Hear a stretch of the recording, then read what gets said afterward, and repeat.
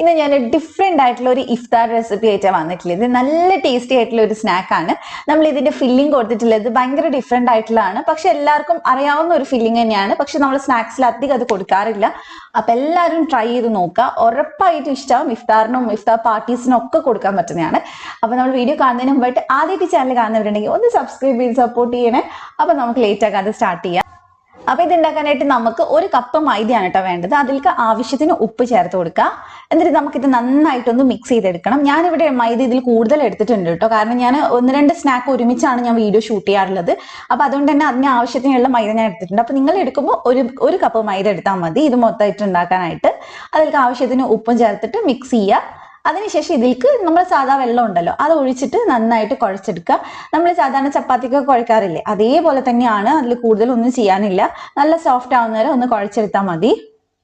അപ്പൊ ഞാൻ നന്നായിട്ട് കുഴച്ചെടുത്തിട്ടുണ്ട്. അപ്പൊ ഇത് നല്ല സോഫ്റ്റ് ആയിട്ടുള്ളത്. അപ്പൊ ഇതിന്റെ മേലെ ചെറുതായിട്ടൊന്ന് ഡ്രൈ ആവാണ്ടിരിക്കാനായിട്ട് ഇത്തിരി ഒന്ന് ഓയിൽ ഒഴിച്ചിട്ട് നല്ലപോലെ എല്ലാവരുടെയും ആക്കി കൊടുക്കുക.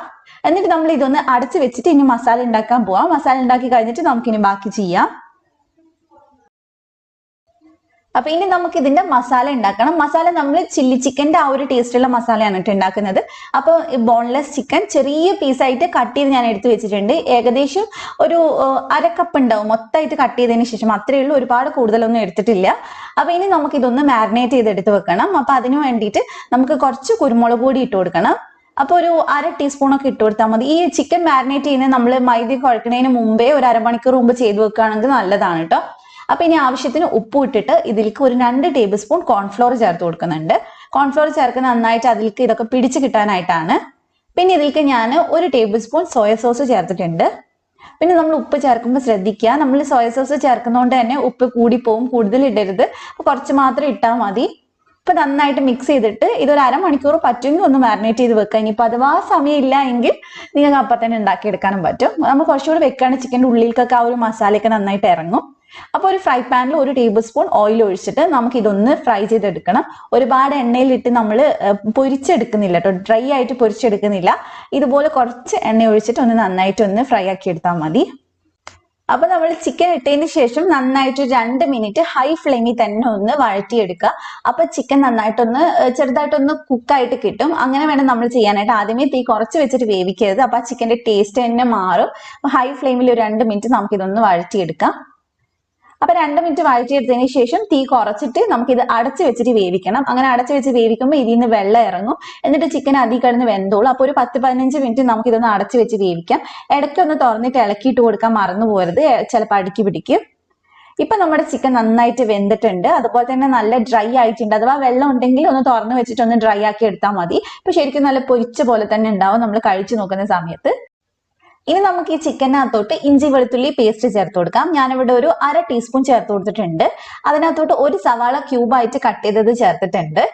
അതുപോലെ തന്നെ ഒരു ക്യാപ്സിക്കത്തിന്റെ പകുതിയും ചേർത്തിട്ടുണ്ട്. നമ്മൾ ചില്ലി ചിക്കനൊക്കെ കട്ട് ചെയ്യില്ലേ ക്യൂബാക്കിയിട്ട്, അതേപോലെ ചെയ്താൽ മതി. പക്ഷെ കുറച്ചും കൂടി ചെറിയ പീസായിട്ട് കട്ട് ചെയ്യാൻ നോക്കുക. എന്നിട്ട് നമുക്ക് ഇതൊന്ന് നന്നായിട്ടൊന്ന് വഴറ്റിയെടുക്കാം. ഫ്ലെയിം ഇച്ചിരി കൂട്ടി വെച്ചിട്ട് വഴറ്റിക്കോളൂ. കാരണം ഒരുപാട് നേരം എടുക്കണ്ട, നമുക്ക് പെട്ടെന്ന് റെഡിയാക്കി എടുക്കാൻ പറ്റും ഫ്ലെയിം കൂട്ടി വെക്കുന്ന സമയത്ത്. എന്നാൽ കരിഞ്ഞു പോവാറില്ല. അപ്പൊ നന്നായിട്ട് നമുക്ക് ഇതൊന്ന് വഴറ്റിയെടുക്കാം.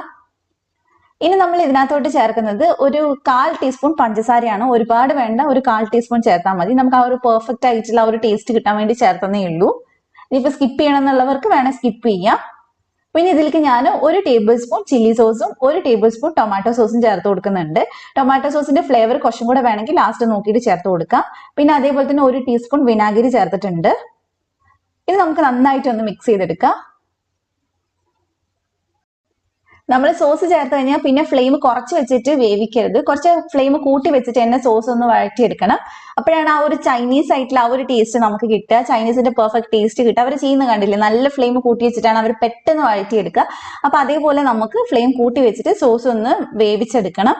ഒരുപാട് നേരമൊന്നും വേണ്ട, 1 മിനിറ്റ് ഒക്കെ മതി അത് ചെയ്തെടുക്കാനായിട്ട്. അപ്പൊ ഇതിപ്പോ ഇവിടെ റെഡി ആയിട്ടുണ്ട് കേട്ടോ. ഇനി നമ്മൾ ഇതിനകത്തോട്ട് ചേർക്കുന്നത് ഒരു നുള്ളു ഉപ്പാണ്. നമ്മൾ കാരണം ഓൾറെഡി നമ്മൾ ചിക്കനിൽ ഉപ്പ് ചേർത്തിട്ടുണ്ട്. പിന്നെ നമുക്ക് ഉള്ളിയും അതേപോലെ തന്നെ ക്യാപ്സിക്കത്തിനുള്ള ഉപ്പാണ് വേണ്ടത്. നമ്മൾ സോസും കൂടി ചേർത്തുകൊണ്ട് അത് നോക്കിയിട്ട് മാത്രം അവസാനം ഉപ്പ് ചേർത്ത് കൊടുത്താൽ മതി. അപ്പൊ ഞാൻ ഒരു 1/4 ടീസ്പൂണേ ചേർത്തിട്ടുള്ളൂ. പിന്നെ ഇതിലേക്ക് നമ്മൾ കോൺഫ്ലോർ കലക്കിയ വെള്ളമാണ് ചേർക്കുന്നത്. 1 ടേബിൾ സ്പൂൺ കോൺഫ്ലോറിൽ ഒരു 1/4 കപ്പ് വെള്ളം ഒഴിച്ചിട്ട് മിക്സ് ചെയ്തിട്ട് അത് നമ്മൾ ഇതിലേക്ക് ചേർത്ത് കൊടുത്തിട്ടുണ്ട്. കാരണം നമുക്ക് ഒരുപാട് ഡ്രൈ ആക്കിയിട്ടല്ല ഇത് വേണ്ടത്, കുറച്ചൊരു ഗ്രേവി ഉള്ള ടൈപ്പാണ് നമുക്ക് വേണ്ടത്. അപ്പൊ അതുകൊണ്ടാണ് നമ്മൾ കോൺഫ്ലോർ ചേർത്ത് കൊടുത്തിട്ട്. അപ്പൊ നിങ്ങളുടെ കയ്യിൽ കോൺഫ്ലോർ ഇല്ല, നിങ്ങൾക്ക് ഡ്രൈ ആയിട്ടാ വേണ്ടെങ്കിൽ കോൺഫ്ലോർ സ്കിപ്പ് ചെയ്താൽ മതി. അപ്പൊ നന്നായിട്ട് നമുക്ക് ഇതൊന്ന് മിക്സ് ചെയ്തെടുക്കാം. ഇനി ആ കോൺഫ്ലോർ ഒന്ന് വെന്ത് കിട്ടണം. അപ്പൊ അഥവാ നിങ്ങൾക്ക് വെള്ളം വേണമെങ്കിൽ കുറച്ചും കൂടി ഒഴിച്ചു കൊടുത്താലും കുഴപ്പമൊന്നുമില്ല. കോൺഫ്ലോർ നന്നായിട്ട് വേവിക്കണം, പച്ചച്ചൊവ ഉണ്ടാവരുത്. ഇപ്പൊ നമ്മുടെ ആ ചില്ലി ചിക്കൻ്റെ മസാല റെഡിയായി. ഇനി നമുക്ക് ഇതങ്ങോട്ട് മാറ്റി വെക്കാം. ഇനി നമ്മുടെ മാവ് കുഴച്ചതൊക്കെ നല്ല സെറ്റ് ആയിട്ടുണ്ട്, നല്ല സോഫ്റ്റ് ആയിട്ടുണ്ട്. അപ്പൊ ഇനി നമുക്ക് ഇതിന് ചെറിയ ചെറിയ ബോൾസ് ആക്കിയിട്ട് എടുക്കാം കേട്ടോ. നമ്മള് ചപ്പാത്തിക്കൊക്കെ എടുക്കുന്നില്ലേ, അതിനേക്കാൾ ഇത്രയും കൂടെ വലുപ്പത്തിൽ എടുക്കുക. കാരണം നമ്മൾ ഇത് റൗണ്ട് ആയിട്ട് കട്ട് ചെയ്തെടുക്കാണ് കേട്ടോ ചെയ്യുന്നത്. അപ്പൊ അതിനേക്കാൾ ഇത്തിരി വലുപ്പത്തിൽ എടുത്തിട്ട് നല്ല വട്ടത്തിൽ ഒന്ന് പരത്തി എടുത്താൽ മതി. അപ്പൊ നമുക്ക് കുറച്ച് പൊടി ഇട്ടിട്ട് വേഗം തന്നെ പരത്തി എടുക്കാം. നമ്മുടെ കണ്ണൂർ ഏരിയയിലൊക്കെ ഈ ഒരു ഷേപ്പിലുള്ള സ്നാക്കിന് തുർക്കിപ്പത്തിരി എന്നൊക്കെ ചില സ്ഥലത്ത് പറയാറുണ്ട്. ചില സ്ഥലത്ത് തുർക്കിപ്പത്തിരി എന്ന് വേറെയും സ്നാക്ക് ഉണ്ട് കേട്ടോ. അപ്പൊ ഞങ്ങളൊക്കെ തുർക്കിപ്പത്തിരി എന്ന് പറയും. അപ്പൊ അതിന്റെ ആ ഒരു ഫില്ലിംഗ് ഞാൻ കുറച്ച് ചേഞ്ച് ആക്കിയിട്ട് കൊടുത്തതേ ഉള്ളൂ. പക്ഷെ നല്ല ടേസ്റ്റ് ആണ്, നമ്മൾ നോർമൽ ഉണ്ടാക്കുന്നതിനേക്കാളും ടേസ്റ്റ് ആണ് ഇത് കഴിക്കാനായിട്ട്. അപ്പൊ നമ്മൾ പരത്തിയതിന് ശേഷം ഇതുപോലെ അത്യാവശ്യം വട്ടമുള്ള ഒരു അടപ്പ് വെച്ചിട്ട് ഇതൊന്ന് കട്ട് ചെയ്തെടുക്കാം കേട്ടോ. ഒരുപാട് തിന്നാക്കി എടുക്കണ്ട. പരത്തുന്ന സമയത്ത് ചെറുതായിട്ട് കട്ടി വേണം, ഒത്തിരി കട്ടിയാവുകയും ചെയ്തു. ഒരുപാട് കട്ടി ആയി കഴിഞ്ഞാൽ കഴിക്കുമ്പോൾ സുഖം ഉണ്ടാവില്ല. അപ്പൊ കീറി പോവാത്ത വിധം നേർമയായിട്ട് അങ്ങനെ പരത്തിയെടുക്കുക. അതിനുശേഷം ഇതിന്റെ ഉള്ളിലേക്ക് 2 ടീസ്പൂൺ ഫില്ലിംഗ് വെച്ച് കൊടുക്കുക. ഇനി നമുക്കിത് മേലോട്ടേക്ക്, നമ്മൾ കിഴിയൊക്കെ പിടിക്കില്ലേ, അതേപോലെ നമ്മൾ സാധാരണ കിഴി പിടിച്ച് നമ്മൾ സ്നാക്ക് ഉണ്ടാക്കില്ലേ, അതേപോലെ ഒന്ന് മേലോട്ടേക്ക് ഒന്ന് വലിച്ചു കൊടുത്താൽ മതി. എല്ലാ സൈഡും മേലേക്കൊന്ന് ചെയ്ത് കൊടുക്കുക. എന്നിട്ട് നടുക്കത്തെ ഭാഗം ഒന്ന് ചുരുട്ടിയെടുക്കുക. എല്ലാവർക്കും അറിയാവുന്നതായിരിക്കും, കാരണം ഇതുപോലെ ഒരുപാട് സ്നാക്സ് ഉണ്ടാക്കാറുണ്ടാവും. അപ്പൊ ഇതേപോലെ എല്ലാം ഒന്ന് ചെയ്തെടുത്താൽ മതി. ഇതിനി നമ്മൾ പിടിച്ച ഭാഗം വേവോ എന്നൊക്കെ ഉള്ള സംശയം ഉണ്ടാവും. വേവൊക്കെ ചെയ്യും, കാരണം നമ്മൾ ഒരുപാട് കട്ടിയിലല്ല ഇത് പരത്തിയിട്ടുള്ളത്. അതുകൊണ്ട് തന്നെ വേവാൻ ഒരുപാട് സമയമൊന്നും എടുക്കില്ല, നന്നായിട്ട് തന്നെ നമുക്ക് വെന്ത് കിട്ടും. അപ്പൊ എല്ലാം ഇതേപോലെ തന്നെ നമുക്ക് ചെയ്തെടുക്കാം. അപ്പൊ ഇത്രയേ ഉള്ളൂ. ഇനി നമുക്കിത് പെട്ടെന്ന് തന്നെ ഫ്രൈ ചെയ്തെടുക്കാം. മൈദ ആയതുകൊണ്ട് നമ്മൾ കുറെ നേരം വെച്ചിട്ട് ഫ്രൈ ചെയ്യേണ്ട, പെട്ടെന്ന് തന്നെ നമുക്കിനി ഫ്രൈ ചെയ്തെടുക്കാം. അപ്പൊ ഞാനിവിടെ ഇത് സൺഫ്ലവർ ഓയിലിൽ ഫ്രൈ ചെയ്തെടുക്കുന്നുണ്ട്. നമ്മൾ ഒരു മീഡിയം ചൂടിൽ വെച്ചിട്ട് ഫ്രൈ ചെയ്യുക. അപ്പൊ നമ്മുടെ ആ ഒരു പിടിച്ചിട്ടുള്ള ഭാഗമൊക്കെ നന്നായിട്ട് വെന്ത് കിട്ടും.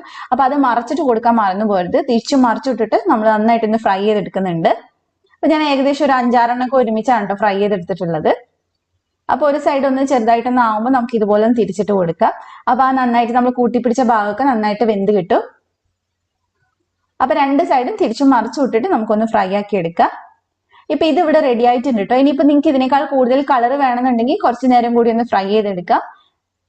ഇതിനങ്ങനെ ഒട്ടും തന്നെ എണ്ണയൊന്നും കുടിക്കില്ല, നല്ല അടിപൊളിയായിട്ട് തന്നെ നമുക്ക് കിട്ടും. അല്ലാതെ ഒരുപാട് ഓയിലി ആയിട്ടുള്ള സ്നാക്ക് ഒന്നും അല്ല. അപ്പൊ ഇതേപോലെ തന്നെ നമുക്ക് ബാക്കിയുള്ളതും കൂടി ഒന്ന് ഫ്രൈ ചെയ്തെടുക്കാം.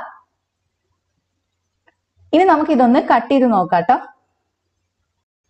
അപ്പൊ എല്ലാവരും നോമ്പിന് ഈ സ്നാക്ക് ഒന്ന് ട്രൈ ചെയ്യുക, എന്നിട്ട് ഫീഡ്ബാക്ക് പറയാം. അപ്പൊ നിങ്ങൾക്ക് റെസിപ്പി ഇഷ്ടമായിട്ടുണ്ടെങ്കിൽ പ്ലീസ് ഈ ചാനൽ ഒന്ന് സബ്സ്ക്രൈബ് ചെയ്യുക. എന്നിട്ട് എന്ന് വീഡിയോസ് കിട്ടാനായിട്ട് തൊട്ടടുത്തുള്ള ബെല്ലും കൂടെ ക്ലിക്ക് ചെയ്തിട്ട് ഓൾ ക്ലിക്ക് ചെയ്യുക. അതുപോലെ തന്നെ വീഡിയോ ഇഷ്ടമായിട്ടുണ്ടെങ്കിൽ വീഡിയോ ലൈക്ക് ചെയ്യുക, ഫ്രണ്ട്സിനും ഫാമിലിക്കും ഒക്കെ ഒന്ന് ഷെയർ ചെയ്ത് കൊടുക്കുക. മറ്റൊരു കിടുക്ക് വീഡിയോ ആയിട്ട് ഇൻഷാ അല്ലാഹ് നമുക്ക് വീണ്ടും കാണാം. Thank you for watching.